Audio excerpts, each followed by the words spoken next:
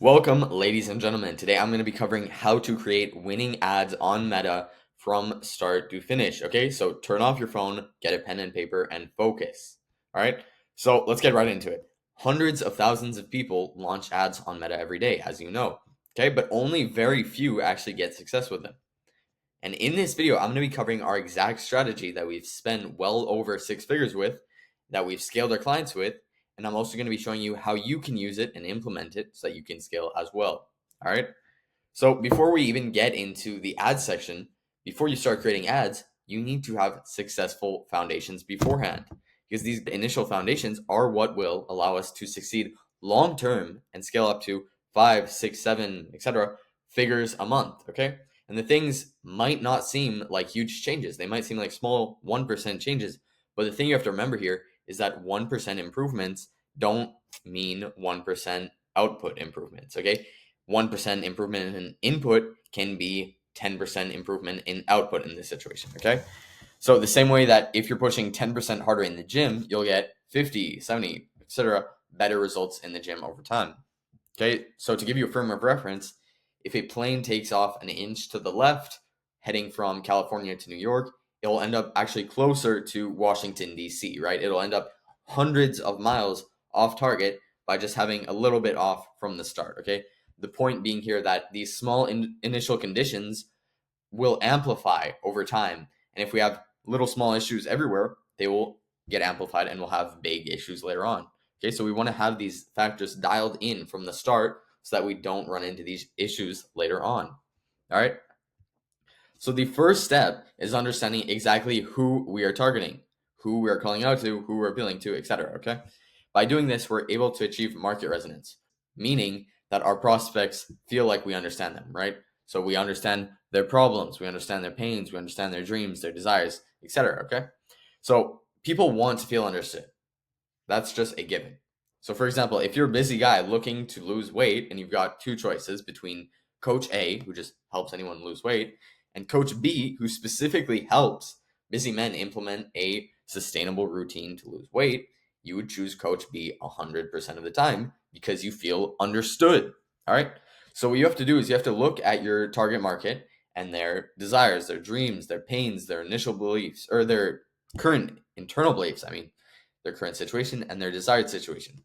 And then from these small specifications, we can put these factors into our ads, which we'll get into later on when we're copywriting, right? And these little things are the foundational differences between successful and unsuccessful ads, right? So, second of all, you need to understand how your offer fits into their situation. You have to correctly frame your offer as the bridge between their current situation and their desired situation. And then the final thing is you need to make sure that your profiles are set up beforehand. Okay. If you have a bad Instagram profile, bad Facebook profile, it can heavily discredit you and prevent a large portion of the people clicking on the ad to actually click on it, right? I think somewhere in the range of 75 to 80% of people click on your profile, on your page, before they actually click the ad. All right. So make sure your profiles aren't discrediting you. But once we have these foundations set up, now we can actually get into setting up and putting together our campaign. All right. So the first thing that you need to remember when putting together your campaign is that organization equals speed, and the quicker we can get campaigns ready and launched, the better. All right.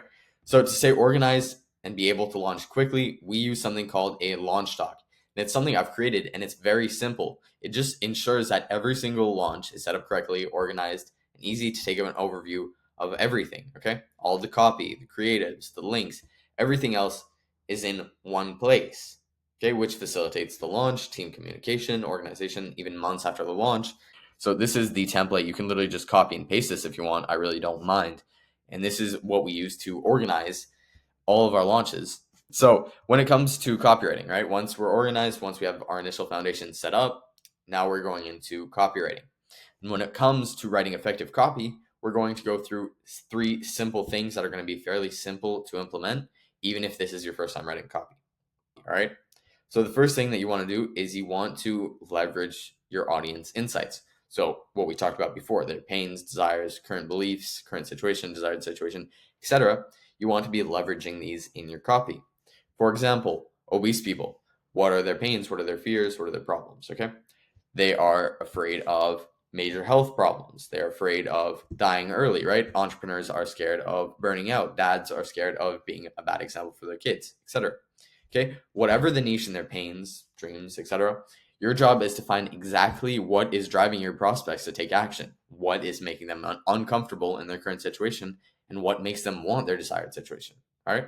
And then you have to leverage this in your copy because these are all emotional levers. And if you leverage them correctly, you'll be able to get people into a state of action where they're simply searching for logical reasoning to validate their emotional actions. Okay. So you basically have to be turning the knife in their pain points. And you might find that mean, right? But I believe it's much, much worse to just leave them in this painful state that they don't want to be in the first place. All right. The second thing you have to do when writing copy is you have to be understanding your target market's state of awareness.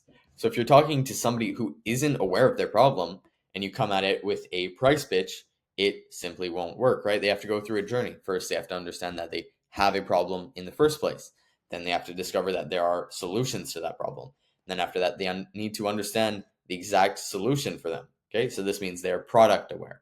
And then only then you can get them to buy. So I believe this is from Sabri Subi's book, Sell Like Crazy. And it means that 60% of people don't even know they have a problem. 20% know they have a problem, but they aren't aware of a solution. And then 17% are in information gathering mode, which means they're actively looking for a solution. And then only 3% of this market is ready to buy. So you have to understand, based on what market and niche you choose, you have to understand where your prospects will be most of the time. And you have to create your angle around that. All right. So, for example, if you're talking to a guy who doesn't even realize being fat is a problem, and then you go immediately trying to sell him the program because it's better than others for XYZ reason, it's 100 times out of 100 not going to work because he needs to realize the pains he's already feeling, they are coming from a root problem, which is that he is fat, okay? So that insecurity, that lack of confidence, the inability to move freely and quickly, etc., these are all going back to that root problem of being overweight. And then once he understands that they link back to this problem, only then you can start to show him that there are solutions to this problem, and then you can frame your program as the best choice for XYZ reason. All right. And the third thing is the rule of one. So this is something Alex Hormozi talks a lot about, and it basically states that every piece of your marketing should only focus on one thing, right? One problem, one solution, one outcome. If you try and focus on too many things at once, you'll basically confuse your audience and lose their attention. Okay, it's the difference between saying, hey, I'll help you lose weight, gain muscle, get energy, be able to run quicker, etc., versus I'll help you lose 30 pounds so you can be able to play with your kids again. Okay, this is very specific. There's one goal in mind. It's to play with their kids again. There's one pain that has to be solved. They have to lose weight, right? So this is a very understandable offer, whereas this is kind of confusing and difficult to understand in people's minds, especially when they're going to be rating these ads really quickly and they're going to just want to be scrolling to the next thing. Okay. So it has to be very specific, very easy to understand, and not too many different things going on at once. Okay. You must also remember to keep things as simple and as easy as possible to understand, and just in general as well. Okay. So optimize every sentence. If it can be simplified, simplify it. If it can be shortened, shorten it. Okay. Our goal is to make everything as easily understood as possible. This means making multiple versions until you get one which you simply can't make any better. Okay. And if you want my personal copywriting template, it's very simple and it's really easy to apply. Just shoot me the word copy template on Instagram at Kale Stroud, and I'll send that directly to you. Okay. For hooks, your hook only has one job, and it is to stop the prospect and compel him to read the second sentence of your ad. In exactly the same way, your second sentence only has one job, to force them to read the third sentence. And then the third sentence and every additional sentence in your ad has exactly the same job until you basically force your prospect to read through the entire ad without even realizing. Okay? Now, headlines, which aren't to be confused with hooks, right? Hooks are right here. They're at the beginning of the body copy. This is your creative, and then your headline is down here. Okay, this is what they'll see next to your CTA button. Okay, headlines are super important. They are essentially the first dollar of your KPI, which means if you're running lead ads and it costs $10 to get a lead or less or whatever, right? Headlines are going to be spending that first dollar. So you need to make sure that your headlines are dialed in. Okay, so to create effective headlines, you have to induce curiosity while limiting it to the least amount of words possible, because only about 6 to 8 words actually show up. And after that, they don't even use it. Okay. So good headlines are ones that stick in your prospect's mind. They simply can't stop thinking about it until they get an answer, right? They want to keep scrolling, but they can't. Okay. And the truth about good headlines, hooks, and everything else is that it all comes from creativity and originality, and there's no cheat code for that. Okay. All you need to do is test new headlines, get familiar with writing them, and get inspiration from proven stuff that has worked in the past. Okay. That is the only quote unquote secret here. All right. So when it comes to creatives, and creatives are just the name we use for photos and videos that we are going to be using in our ads. When it comes to creatives, we have found that candid creatives work best right now. Okay, they are performing the best right now. Candid creatives basically means candid photos of people like this. Okay, so it's just a photo. There's no editing going on. There's no text on the screen. There's nothing. Okay, just very basic. Anyone can take this photo. All right. So after testing hundreds of different creatives, different types of creatives, and spending over 6 figures in ad spend, we found these to be working currently the best in the market. Okay. Simply by looking at the images and videos on your ads, your prospects should be able to have a very solid idea of what the ad is about. Okay. So we want to be demonstrating our offer really clearly, even if they've just gotten a glance at the image or video. Okay. So when you look at this image, you know this is some sort of fitness ad. You know kind of what you're going to be reading about. All right. This isn't going to be an ad about Home Depot, right? You know this is a gym, etc.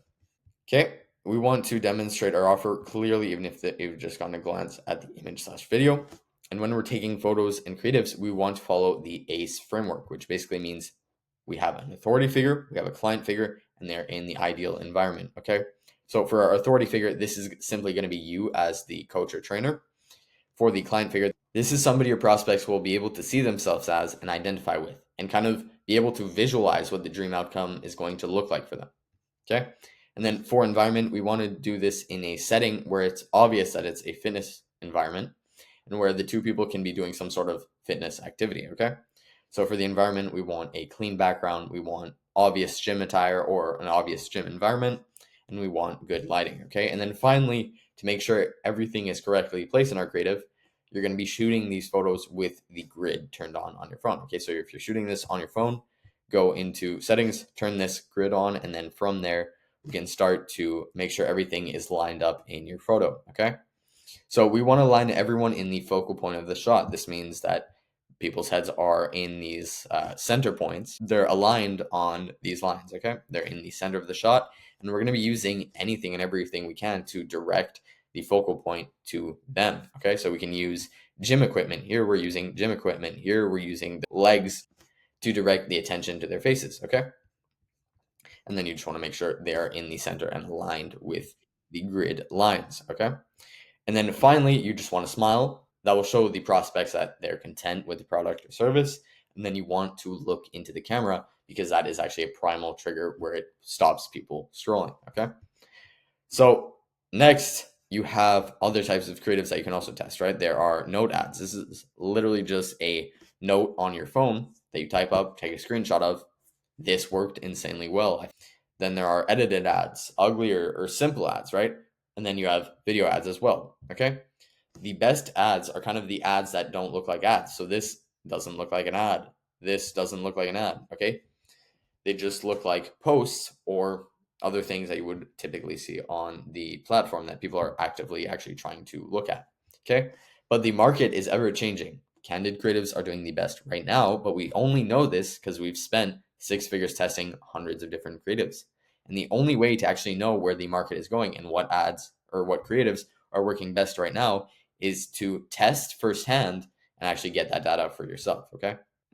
Okay, and when it comes to the Facebook form, this is actually where we'll be able to get their contact information, and we'll also be able to use questions to qualify prospects further and kind of eliminate the people who don't fit your criteria. All right. So when you're creating your form, you want to add these types of questions as well as selecting higher intent as your form type, because otherwise Facebook will actually autofill their contact information with what they initially provided to Facebook when they first signed up, right? So the email, their phone number, etc., that they used to sign up for Facebook years ago is what they'll be giving you in your form, which means that you'll experience a significant drop in pickups, lead quality, etc., if you do not select higher intent. All right, so make sure that's selected. But the form should still be very simple, okay? So you can literally just copy and paste this template below, and then based on the lead quality you get from it, then you can actually go ahead and you can make changes. You can add different questions. You can shift things from it, okay? Also applies to everything as well. So if the lead quality is bad, you have multiple options, right? You can add more questions to the form, but you can also call out who you're not looking for better in your ad copy, right? If the pickup rate is low, then you can make sure that they know you'll call them. Like there are many different things you can do, but you have to make these shifts based on the feedback that you get, okay? So from the feedback you get, you'll gain huge insight on the shifts you need to make. So you have to listen to this feedback. And then once we have all this ready, now we can actually set it up within our ads manager. So within our ads manager, we kind of want to follow this structure where we have either multiple ad sets and then roughly the same amount of ads for each ad set if we're going to be comparing. And then we want to basically launch that. But there is a difference between global and local markets. Okay, so global means you're targeting big countries such as, let's say, Canada, USA, UK, right? You're targeting multi hundred millions worth of audience size. Okay, this will actually determine how you're setting up your ad sets compared to if you're launching your ads in a local market such as Tampa, Florida, London, Calgary, right?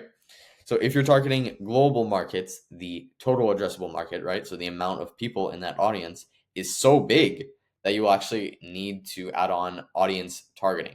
Okay, so audience targeting is inside Facebook. You can add in some targeting so that people who are interested in fitness or people who are interested in health, you can target specifically those people. So when you're dealing with such a huge audience size, you kind of need to do this. However, when you're working with local markets, the audience size is already small enough that you can kind of just let Meta do its thing without setting these targeting options beforehand, okay? So another pro tip, when you are setting everything up in the ads manager, don't add everything one at a time, okay? What you want to do is you want to create templates. So let's say you have multiple ads that have common factors, which means they all have the same headlines, or maybe they have the same creative or body copy, or maybe they are all connected to the same form, right? You want to create one ad that has all of these common factors in it, and then you just want to duplicate it for as many ads as you need, and then you go in and add all the unique factors such as unique body copies, unique creatives, etc. Okay, after that, because when you're doing it the old way and you're doing one at a time, okay, this is ad one, I'll put in headline one, headline two, headline three, body copy. Like when you're doing it this old slow way, it can actually take an hour, 2 hours to set up a large campaign, versus when you're doing the duplication method, it can take 10 minutes to set up a fairly large campaign. Okay. When you're doing it the old way, it also significantly increases the chances of errors and mistakes, right? If you forget to connect a form on one of them, if you forget this headline, and then that will greatly affect the data that you get from the campaign. Okay. Now, once you've launched your campaign, you enter something called a grace period, and this is hyper important, okay? So what most people do is they launch something and then they almost immediately turn off the ads that are not doing good from the first 1 or 2 days, okay? And then they get one ad that kind of works, and then after a few days, the ad dies out, and then they repeat the process and they continue to burn cash this way, okay? This is not what we want to do. What we want to do is once we launch our campaign, we have to give Meta a full 4 days, 5 if you can, without touching anything at all. We're just letting Meta do its thing, run the ads, test audiences, and spend budget, okay? Because Meta has something called Advantage Plus Audience. It really means that it goes slightly out of the targeting you set to find people who are interested potentially more in your ad, okay? So it can go out of targeting and get someone completely out of luck who the ads copy does not align with at all, okay? Then Meta will continue to try and show this ad to people who are similar to him, okay? And it'll do this maybe for a few hours, maybe for a day or two, until it figures out that this isn't the person it should be targeting, and it kind of goes back to the original targeting and evens out at a better CPL and starts targeting the people it actually needs to target, okay? but you need to give it time to do this process. And sometimes it will actually find people slightly out of targeting that work way better. Okay, so we want to let Meta do its thing, and we don't want to change anything because it'll throw Meta's algorithm out of balance if we touch anything within these 4 days. Okay, then after 4 days, we can stop distributing budget to the ads which are outside of KPI, which basically means if they're costing too much, if their cost per lead is way too high, then we can stop running budget to those ads, and then we funnel it to the ads that are within KPI, so that are getting a good cost per lead, that are getting good results. Okay, and then out of those, we can see which one performs best out of the within KPI ads. Then we'll be able to find the best ad from those, and now we have a winning ad that we can scale. Okay, so once we have a winning ad, our goal is now to get the most out of it. There are multiple methods of scaling, but before we even go into scaling, you must always remember to never create something new until you've taken the existing to the limit. Okay, the only reason why we are scaling is because we found something that works at a small scale, and now we're showing it to the most people we possibly can. But if we haven't taken our existing audience to the limit, this is pointless, okay? But once we've done that, we can now use one of the following scaling methods, okay? The first method is to duplicate ad sets at maximum optimal budget. We want to scale the winning ad set and the ads, but if we increase the budget on that ad set directly, then it will actually disrupt Meta's algorithm and it will throw it off balance. Instead of doing that, we want to duplicate the ad set and then set that new ad set's budget to 5 to 15x KPI per day. Okay, KPI just means key performance indicator. So if you're running lead ads and your cost per lead is $10, then you want to set it at 5 to 15x your cost per lead, which is $10. So you'd be running at $50 to $150 a day would be your optimal budget. The reason why we do 5 to 15x KPI is because under 2x KPI, Meta doesn't have enough data to work with. And over 15x KPI, Meta seems to just start prioritizing spending budget over actually optimizing for lower and better results. Okay? So we want to start initially testing our budget at 1x KPI, and then we eventually want to scale it all the way to 15x KPI. Okay? Second method is testing new audience interests. Okay? So we want to find audience interests which are similar to the proven audience interests that we've just tested, right? So once we have an ad set that's doing well, we want to look at what kind of targeting options we selected there, and then we want to make similar audience interests to that, right? So we want to target similar people to that ad set, okay?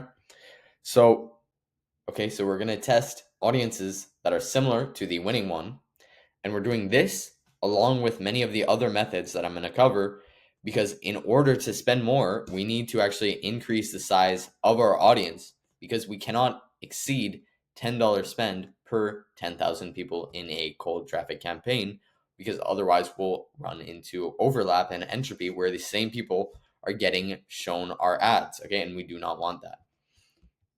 So our audience size actually dictates our threshold spend limit. Okay, so if your audience size is only 10,000 people, you'll only be able to spend $10, okay? So simply put, we want to test similar audience settings to the previous ones that we've seen work to find more potential winning audiences, okay? The third method of scaling is creating lookalike audiences, okay? So once we have enough conversions, we can then create lookalike audiences to expand our audience size. Since we don't want overlap, we can then create lookalike audiences where we're able to rapidly expand our audience size and threshold spend. So by using lookalike audiences, we're able to target people who are similar to your most valuable audiences. All right. But you need sufficient data from your pixel to be able to create these lookalike audiences. So only once you have over 300 conversions, let's say, then you can start using lookalike audiences. But until you've gotten that, do not look at lookalike audiences yet, okay? Focus on just getting conversions until then. So the number 4 method of scaling is just creating new ad variations. So here we are literally creating variations of our proven ads so that we can run multiple versions of them to the same audience without experiencing overlap, okay? We are duplicating a proven ad, and then we are creating multiple variations of it by changing small things such as the headline, the creative, or even the CTA button. So when it says learn more, you can switch that to get offer. You can test different ones of those. so that it is unique enough, and then you can keep the rest the same, okay, including the budget at 5 to 15x KPI. Okay, and then the fifth method of scaling is targeting additional countries. So only once you've pushed your initial country to the absolute limits, only then we can seek out similar countries with affinity to the original, right? So that just means countries that are similar to the original country that you were targeting. So to find countries with affinity, we can look for clues. Clues are everywhere. So example, if you're targeting the US with your ads, but you're getting the odd client from Canada, this is a clue that you could be targeting Canada as well, okay? Another way to find countries with affinity is to use something called cultural clusters. Okay, and this is something Sam Oven talks about. So USA, UK, Ireland, New Zealand, Australia, Canada, they all have the same values of competition, autonomy, decentralization, risk taking, results, ambition, innovation, etc. Okay, so when you're targeting USA, you could also target the UK, Ireland, New Zealand, Australia, Canada. These are all countries that you could also be targeting that are very similar to one another. Okay, and there's multiple ones of these. You can screenshot this, and if you're targeting one of these, then you can target all of these if you wanted to. Okay, but only once you've taken your initial country to the limit. So once you've done that, the seventh method of scaling is using retargeting campaigns. So using retargeting campaigns, we can also increase our audience size, and they will allow us to target our ads to people who have interacted with you in some sort of way, whether it be they visited your profile or page, they interacted with it, etc. Okay, it's some sort of action that they've taken, that they've interacted with you. Okay, so once we've scaled our initial campaign, then we can duplicate the best performing ad set into a new retargeting campaign and set the budget to 40% of the conversion campaign's budget. Okay, so if you're running, so let's say you're running follower ads, for example, and you want to add a retargeting campaign, but your total budget per day that you can spend is $100. 40% on the retargeting campaign doesn't mean $60 on the bigger campaign and $40 on the retargeting. It actually means $71 on the larger campaign and $28 on the retargeting campaign, because 28 is 40% of 71, right? If we go over this 40%, we will actually eventually run out of audience to target in our retargeting campaign over time, because our retargeting campaign won't be getting enough audience data from the larger campaign. Okay, so if you're unsure of the math, and literally just copy and paste this question and add in your budget. All right, but you should always be sandboxing new ad angles, because just because we have an angle that works, it doesn't mean that we can't make one that works better. All right, so you constantly have to be creating new and improved angles. You have to follow this same process once you find something that works. Okay, so that is the end of the video. That's how you create ads, that's how you copyright them, that's how you select creatives, everything. If you follow this process to a T, you will find success with ads. Okay, so this is the end of the video, but if you want this entire document to be able to read back, go through it, look through everything on your own time and everything else, DM me the word ads doc on Instagram in my DMs at Cale Stroud, and I'll send you the link directly. Okay, so I hope you found some sort of value in this. If you did, please subscribe and have a wonderful day.